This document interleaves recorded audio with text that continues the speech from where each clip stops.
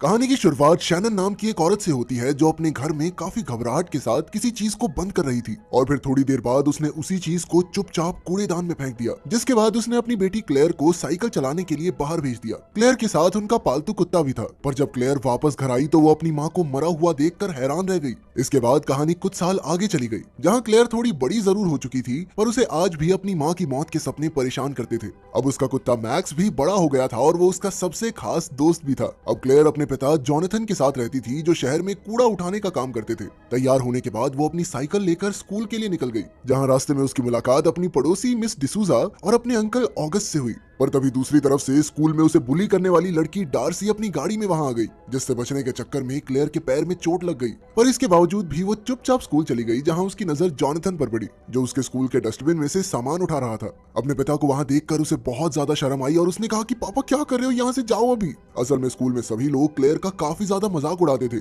उसके स्कूल में सिर्फ दो ही दोस्त थे, जिनका नाम था जून और मेरेडिथ, और वो भी उसके दोस्त सिर्फ इसीलिए थे क्योंकि उन्हें भी उसकी तरह स्कूल में परेशान किया जाता था। क्लेयर को पॉल नाम का एक लड़का बहुत ज्यादा पसंद था, पर बदकिस्मती से उसकी पहले ही एक गर्लफ्रेंड थी। उधर जॉनथन अपने काम में मशगूल था, पर तभी उसकी नजर एक काफी पुराने म्यूजिक बॉक्स पर पड़ी, जिसे देखते ही उसने वो अपने पास रखने का फैसला किया। इधर स्कूल में क्लेयर ने आखिरकार डार्सी का सामना करने का फैसला कर लिया था, और इस बार जैसे ही डार्सी उसे परेशान करने के लिए आई तो क्लेयर ने उसे जवाब दे दिया, जिससे गुस्सा होकर डार्सी ने क्लेयर के चांटा ही मार दिया। और फिर देखते ही देखते उन दोनों की बहस हाथापाई में बदल गई और सभी बच्चे उनकी लड़ाई रुकवाने की जगह उनकी वीडियोस बनाने में लग गए। पर तभी एक टीचर ने बीच में आकर उन्हें रुकवाया। घर वापस आने पर जॉनथन ने क्लेयर को बताया कि वो उसके लिए एक गिफ्ट लेकर आया है, जिसके बाद क्लेयर ने अपने कमरे में जाकर देखा कि ये वही म्यूजिक बॉक्स था जो उसके पिता को कूड़ेदान में मिला था। क्लेयर ने उस डब्बे को खोलने की काफी सारी नाकाम कोशिशें की, पर तभी उसकी नजर डब्बे पर लिखी हुई चाइनीज लाइंस पर पड़ी, जिनका मतलब था 7 विशेस। क्लेयर को इन सारी बातों पर बिल्कुल विश्वास नहीं था और इसीलिए उसने उस डब्बे को वापस बंद कर दिया।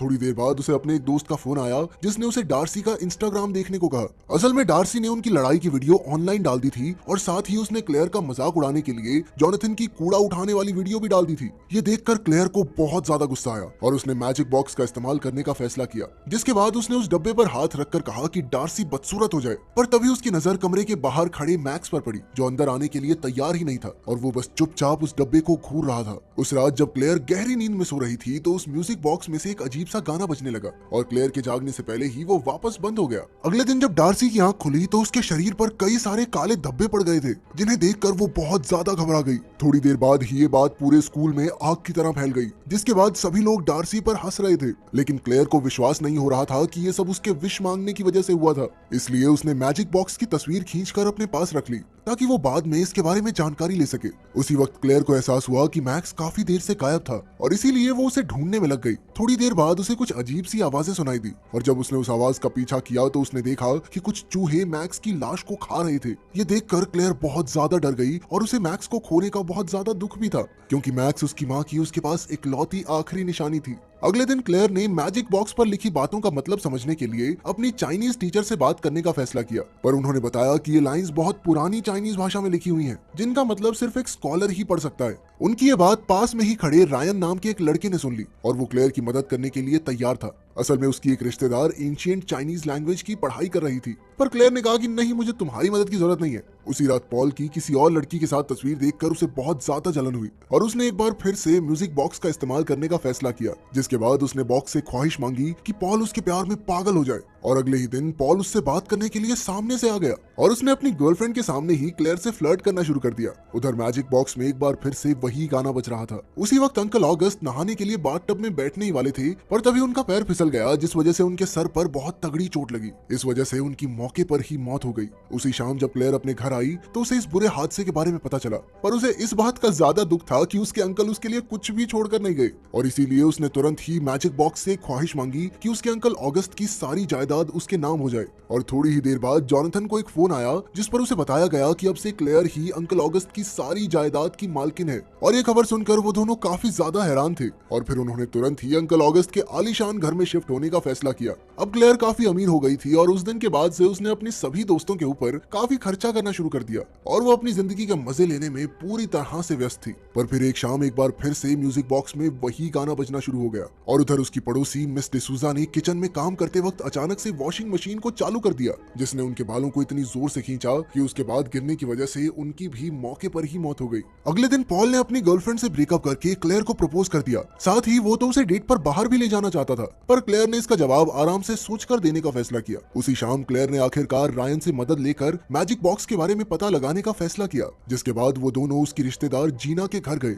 जिसने उस बॉक्स को देखकर उन्हें बताया कि वो एक बहुत ही खास किस्म का डब्बा था जो अपने मालिक की 7 ख्वाहिशों को पूरा करता था। तभी जीना की नजर उस बॉक्स पर लिखे उसके मालिक लूमा के नाम पर पड़ी, जिसके बारे में पता करने पर उन्हें पता चला कि लूमा के पूरे परिवार को कुछ गुंडों ने खत्म कर दिया था। जिसके बाद उसने अपने म्यूजिक बॉक्स को सामने रखकर प्रार्थना करनी शुरू की और लंबे समय तक प्रार्थना करने के बाद आखिरकार शैतान ने उसकी आवाज सुन ली, जिसके बाद उसने शैतान की मदद से अपने सभी दुश्मनों को खत्म करके खुद को बहुत ही अमीर बना लिया। पर अंत में मौत ने उसे भी गले लगा लिया। उस म्यूजिक बॉक्स पर कुछ चीजें बहुत ही ज्यादा मुश्किल चाइनीज में लिखी थी, इसलिए जीना ने उसकी तस्वीर अपने एक दोस्त को भेजी। घर वापस जाते वक्त क्लेयर की नजर अपने पिता जॉनथन पर पड़ी, जो उस वक्त भी कूड़ेदान से कूड़ा उठा रहा था। ये देखकर उसे बहुत ज्यादा शर्मिंदगी महसूस हुई और उसने तुरंत ही घर जाकर म्यूजिक बॉक्स से जॉनथन को सुधारने की विश मांगी और थोड़ी देर बाद ही जॉनथन ने उसकी दोस्तों के सामने म्यूजिक बजाना शुरू कर दिया। ये देखकर क्लेयर काफी ज्यादा खुश थी। उधर जीना के दोस्त ने उन लाइंस का मतलब उसे भेज दिया था, जिसे पढ़कर वो पूरी तरह से सुन्न पड़ गई। उधर वो म्यूजिक बॉक्स एक बार फिर से अपना गाना बजा रहा था, जिसका मतलब ये था कि एक बार फिर किसी की कुर्बानी चढ़ने वाली थी।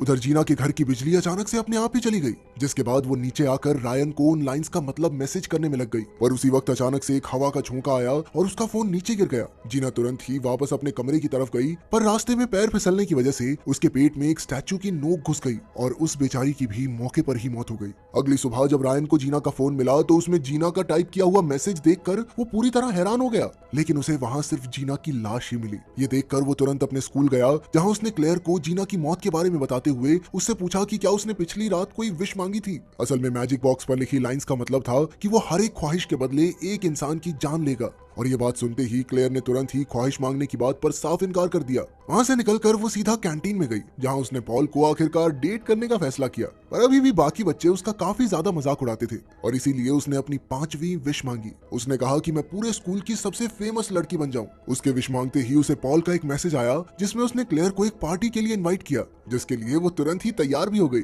पार्टी में पहुंचते ही क्लेयर पूरे स्कूल की सबसे मशहूर लड़की बन चुकी थी और सभी लोग सिर्फ उसी के बारे में बातें कर रहे थे। पार्टी के बीच में वो और पॉल एक दूसरे के काफी करीब भी आए। उसी रात क्लेयर को एक बार फिर अपनी माँ की मौत का सपना आया, जिससे डरकर वो नींद से जाग गई। पर तभी उसकी नजर बाहर खड़े एक आदमी पर पड़ी, जो उसके कमरे में झांक रहा था। क्लेयर तुरंत ही उसकी तरफ भागी, पर तब तक वो गायब हो चुका था। अगली सुबह क्लेयर अपनी पड़ोसी मिस डिसूजा के घर गई, पर वहां उसे सिर्फ उसकी लाश मिली, जिसे देखकर उसे विश्वास हो गया कि ये मैजिक बॉक्स वाकई में लोगों की जान ले रहा है। उसने ये बात तुरंत ही अपने दोस्तों को बताई, जिन्होंने उसे मैजिक बॉक्स को कूड़ेदान में फेंकने का सुझाव दिया। पर जैसे ही वो इस काम को अंजाम देने गई तो उसे अपने पिता के गाने की आवाज आई और उसने इस काम को कुछ दिनों के लिए टालने का फैसला किया और उसने सोचा कि फेंक दूंगी कुछ दिन बाद। अगली शाम उनके स्कूल में सभी बच्चों के लिए एक पार्टी थी, जिसमें पॉल और क्लेयर एक दूसरे के काफी करीब आ रहे थे। और तभी क्लेयर की नजर पॉल के फोन पर पड़ी, जिसके अंदर उसकी तस्वीरें थी, जिसे देखकर वो समझ गई कि उस रात पॉल ही उसके कमरे में झांक रहा था। उसकी यह हरकत देखकर क्लेयर ने तुरंत ही उससे ब्रेकअप कर लिया। उधर मेरेडिथ 27वें फ्लोर पर एक गेम खेल रही थी और उसी वक्त उस मैजिक बॉक्स ने एक बार फिर से गाना बजाना शुरू कर दिया।